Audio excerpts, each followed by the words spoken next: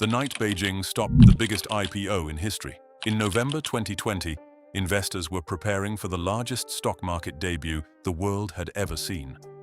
Ant Group, the financial technology empire connected to Alibaba, was expected to raise roughly $37 billion in Shanghai and Hong Kong. Banks had lined up. Investors had committed their money. The company was less than 48 hours from going public.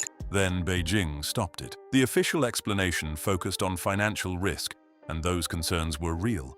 Ant had grown into a giant lender without facing every rule applied to traditional banks. Yet the timing sent a larger message.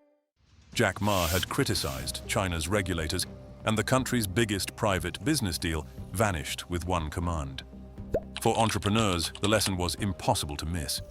Wealth could be tolerated. Innovation could be encouraged. Independence could not. That moment captured a change spreading across China. For decades, its leaders had accepted a strange bargain. The Communist Party would keep political control, while businesses, local governments, and workers received room to experiment, compete, and become rich. Under Xi Jinping, that bargain has narrowed. Political security now sits above almost every other goal. The state wants stronger companies, advanced technology, and continued growth, but it also wants tighter control over the people creating them. China's growth machine was built on ambition, risk, and experimentation. Xi is trying to preserve it while controlling every moving part. To see why that is becoming so difficult, we need to understand how the machine was built. The machine Xi inherited. China's economic rise began with a simple admission. Central planning had failed to make the country prosperous. After 1978, Deng Xiaoping opened parts of the economy to markets, foreign investment, and private enterprise. Farmers gained more control over production. Coastal regions welcomed overseas factories. Local officials tested policies before Beijing adopted them nationally. The system remained authoritarian, but economic decision-making became surprisingly flexible. A local government could build an industrial zone, attract manufacturers, and copy what worked elsewhere. An entrepreneur could move quickly and often operate in legal grey areas until regulations caught up. This arrangement produced one of history's greatest economic transformations. Since the reform era began, China averaged more than 9% annual growth and lifted almost 800 million people out of extreme poverty. Workers moved from villages into factories. Foreign companies brought capital and technology. China built infrastructure and housing. Private entrepreneurs created jobs across manufacturing, property, retail, and technology. The party never surrendered control, but it often judged officials by economic performance. Local leaders wanted factories and tax revenue. Business owners wanted profits. Foreign investors wanted scale. For years, those interests pointed in the same direction. By the time Xi became China's top leader in 2012, the model was already showing cracks. The workforce was aging. Debt was rising. Property prices were becoming dangerous. Local governments depended on land sales, while corruption spread through the party and state sector. Xi did not invent these weaknesses. He looked at them and reached a different conclusion from many reformers. China did not need more loosening. It needed discipline. That belief reshaped the entire system. Why Xi chose control? Xi came to power, convinced that disorder could destroy the Communist Party. He had watched the Soviet Union collapse after its leaders lost ideological confidence and political control. Inside China, he saw corrupt officials, powerful billionaires, indebted local governments, and technology platforms accumulating influence beyond the state. His response began with an anti-corruption campaign. It punished genuine wrongdoing, but it also weakened rival networks and concentrated authority around Xi. Party committees gained more influence inside companies. Major policy decisions moved toward commissions led by Xi. Independent power centers became harder to maintain. In 2018, China removed presidential term limits, clearing the way for Xi to remain beyond the timetable followed by his recent predecessors. From Xi's perspective, this had logic. A country facing debt and geopolitical pressure needed coordinated strategy, cleaner government, and national champions capable of competing with the United States. Control also produced real successes. China became dominant in solar panels, batteries, and electric vehicles. It invested heavily in semiconductors, artificial intelligence, and robotics. State direction can move enormous resources quickly when leaders identify the right target. The weakness appears when leaders choose badly or refuse to change direction. A decentralized system makes many mistakes, but it can discover solutions from below. A centralized system can act faster, Yet one mistake can spread nationwide. Private businesses were the first to feel that danger. When entrepreneurs stop taking risks, China's private sector contributes around 60% of GDP, most technological innovation, and roughly 80% of urban employment. The country cannot maintain strong growth through state-owned companies alone. Yet from 2020 onward, Beijing launched campaigns across technology, online finance, gaming, property, and private education. Some interventions addressed real problems. Technology platforms collected huge amounts of data. Tutoring costs burdened families. Developers borrowed recklessly. But the rules often arrived suddenly, with enormous financial consequences.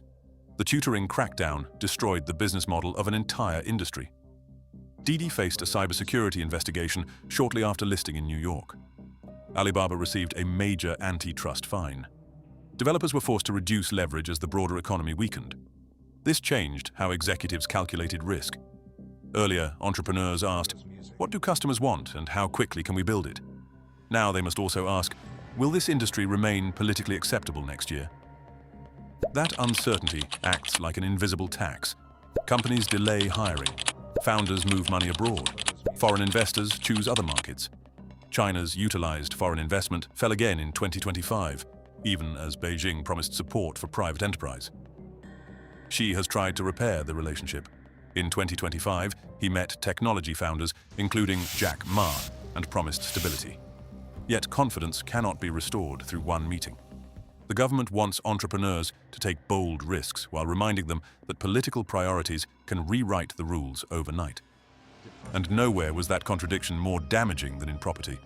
The property trap. For years, property became China's unofficial savings system.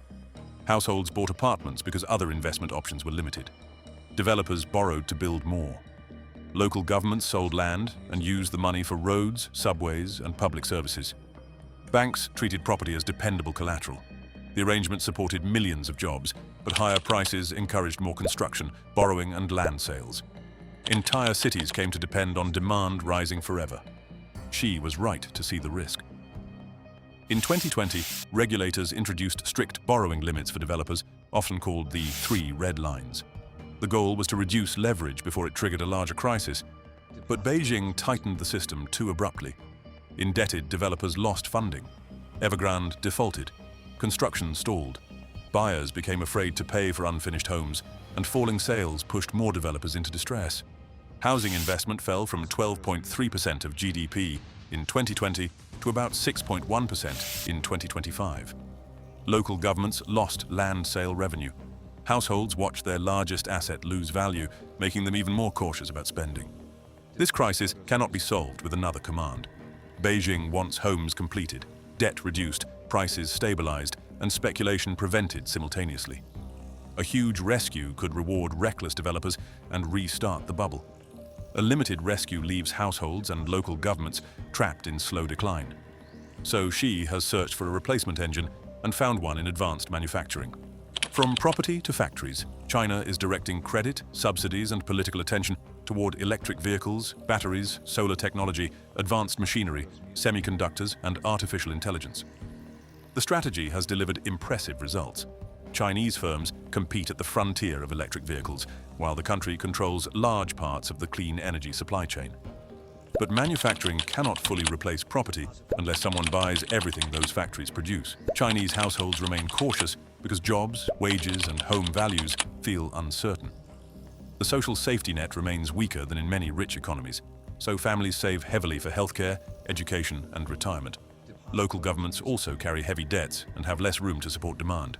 That leaves exports. In 2025, China still achieved 5% growth, helped by exports and government stimulus, while private domestic demand remained weak and headline inflation averaged roughly 0. This creates another contradiction. Beijing wants the world to absorb the output generated by its industrial policy. Other countries see subsidized Chinese production, larger trade surpluses, and pressure on their manufacturers. Tariffs and trade barriers rise, making the strategy harder to sustain. Xi's model can create world-class factories, but it struggles to create confident consumers. It can direct banks to lend, but it cannot order households to feel secure. The latest numbers show what happens when those tensions accumulate. The slowdown beneath the headlines. China is not collapsing. It remains the world's largest manufacturing power and one of the most technologically capable countries on Earth. But the direction has changed. Official data showed growth slowing from 5% in the first quarter of 2026 to 4.3% in the second. Fixed asset investment fell 5.7% during the first half, while property investment dropped around 18%.